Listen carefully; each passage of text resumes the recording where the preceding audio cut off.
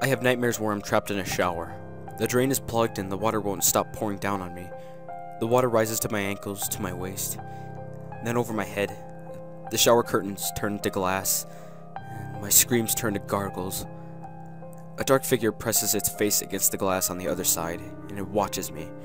I plead, but it won't let me out. I swallow water and flail helplessly in my glass coffin. I wake up gagging. I know where the nightmare came from. I never have to dig deep. The incident is never far from my subconscious. Finding it is easy, but getting over it is not. It was the summer of my 12th birthday when the Hudsons moved in across the street.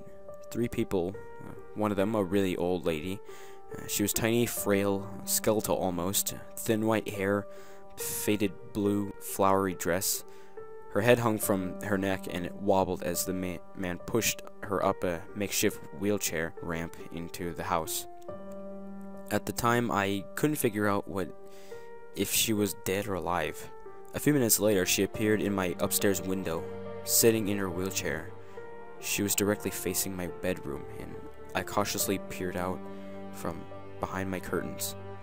Her head was upright now, and she stared at me. I closed my drapes. For days, she sat at the window.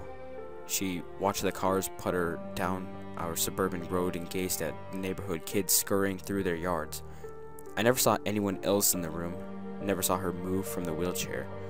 At night, I nervously peeked through the crack of my drapes. Her silhouette was still at the window, lights off, staring out into the darkness at my bedroom. I couldn't tell, but I knew she was watching me. The stories about her cropped up pretty quick amongst my friends in the neighborhood. That she was a witch, or that she was just a doll, or that she was actually dead. But I knew that she wasn't dead. Sure, I never saw her move from that window, not once, and I never saw her turn her head. But I felt her eyes move as she studied me. I couldn't feel her watching me, all alone in my bedroom in the middle of the night with my drapes firmly shut. I'd wake up and shudder. Her eyes were on me. I just knew it. I began sleeping on the floor. The lower it was, the better. Maybe she couldn't see me if I was on the floor. I told my parents the old woman across the street was creeping me out. I pleaded with them to talk to the Hudsons and asked them to move her to a room without a window. They laughed at me and told me to let her live out her twilight years in peace. She was just watching the street, they said, and that probably made her feel happy and feel younger. Are you just gonna stick me in a windowless room when I'm an old lady? My mom laughed. Remind me to move in with your sister when I'm in a wheelchair. A week later, there was some commotion at the Hudsons. I watched from my bedroom window as the man ran out of his house and opened up the double doors of his van. He jogged inside and he reappeared minutes later, pushing the old woman in her wheelchair down the ramp. She looked frailer than before. She couldn't have weighed more than 70 pounds. Her head was flung to the side, resting on her right shoulder. Her body jolted in the wheelchair. But her eyes never left me. She watched me the whole time. The man picked her up and placed her in the car. He folded the wheelchair and stuffed it in the trunk. He quickly hopped into the driver's seat. The younger woman pounced into the passenger seat, and the man put his foot on the pedal. The old woman's limp head still faced me. It wobbled up and down as the van reversed down the driveway. I studied her face. It was expressionless, emotionless. Her tongue slightly hung from the right side of her mouth, but her eyes were on me, and they stayed on me. The van accelerated down the street, and then it was gone. My parents heard the news that afternoon from the other neighbors. The old woman's condition was getting worse, and the Hudsons had taken her to some sort of a house, a new home. She wouldn't be coming back. I went straight to my bedroom and I looked across the street. I smiled. Her window was finally empty. The Hudsons didn't come back the next day. No van. That night I looked out towards the old woman's window. There was no one there, no wheelchair, but the bedroom light was on. I remember telling my dad I thought it was strange, and he just shrugged and said, "Must be some sort of timer or something." I woke up in the middle of the night and nervously peered out my bedroom window. The bedroom light was still on. It suddenly flickered off, and I ducked below my window frame. I slowly rose it and looked out, expecting to see the silhouette of that tiny skeletal being I watched for 10 minutes, pinching and straining my eyes.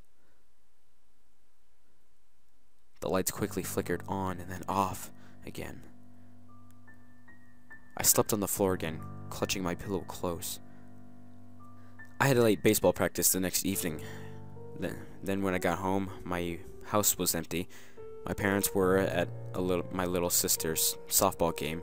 I headed to the shower to rinse off. About 3 minutes into my shower, I felt cold. The hot steam was escaping the bathroom somehow, which didn't make any sense because I had the door shut. I wiped the shampoo from my eyes, turned my head, and I heard a strange noise that would haunt me in my nightmares for years. The metal rings of the shower curtain being dragged across the shower rod.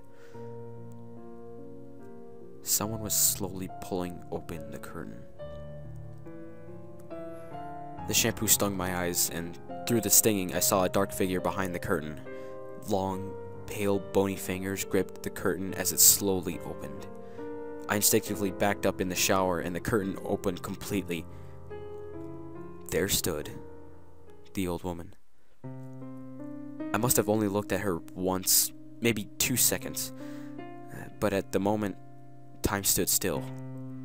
All these years later, I can still draw a vivid picture of a horrifying image in front of me.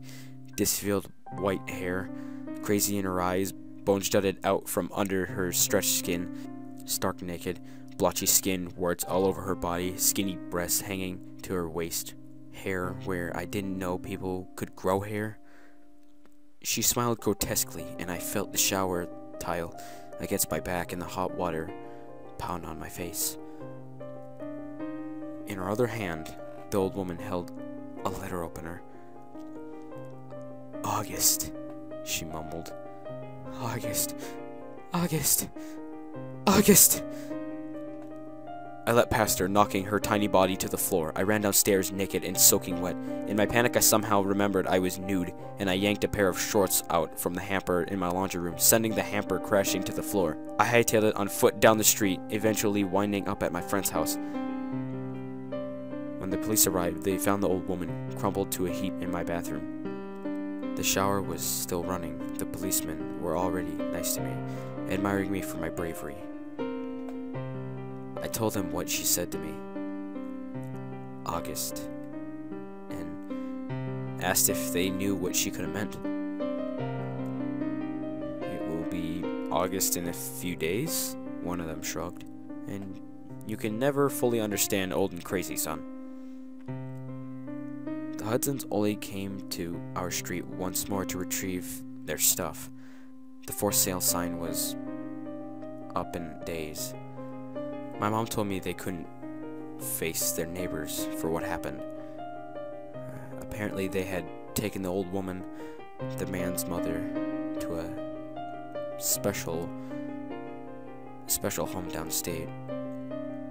Somehow, in some way, the woman managed to escape the home and catch a bus back to our town. It never quite made sense to me. She was old, so frail, so helpless. She could barely move those weeks she lived in that house. How has she managed to travel hundreds of miles on her own? Anyway, you can imagine what this did to me. I didn't shower for 21 years. I took baths, which I suppose aren't that different. It's still a tub, and it involves hot, soapy water. But a shower with its closed curtain, water peppering the tub floor, and steam climbing the walls. You get lost inside your own head in the shower. Thoughts consume you. And it feels so utterly safe. For a few minutes, you're alone from the world. Like it's your own private, misty kingdom. But that's what makes the shower dangerous. You're enclosed, vulnerable, naked. You're exposed. I talked to people about it, my parents, a shrink, but mainly I tried to push the incident deep down into places where I couldn't find it. I didn't talk about it with anyone since I was a kid. Life carried on. Besides the baths, I was pretty normal. A few months ago, something inside me clicked. I felt the urge to re-examine the incident. It was almost like a voice in my head that was telling me to do it. My head wanted closure. I spent hours online one night, trying to track down any information on the Hudsons and the old lady. I finally found out what I was looking for. An obituary for the old woman. She had died 4 years ago. Somehow that walking skeleton hadn't checked out for another 15 years. The obituary photo was a black and white picture from when she was a younger woman. It was a photo of her and her deceased husband on her wedding day. His name was August. And he looked exactly like me. I closed the browser and stared at my computer desktop for 10 minutes. It finally made more sense. Why she called me August. Why she was obsessed with watching me. Maybe she used to write letters to her husband. And that's why she was clutching the letter opener that night. For a small moment, I felt a little better. Things always feel better when they make more sense. Honey, is everything okay? It was my wife. Yeah, I think so, I said. I took the first shower I had taken in years that night. I didn't even jump when the curtain rings dragged across the shower rod, and my wife entered. But as she embraced me under the hot shower, one question wouldn't leave my head. How come the young woman in the wedding picture looks exactly like my wife?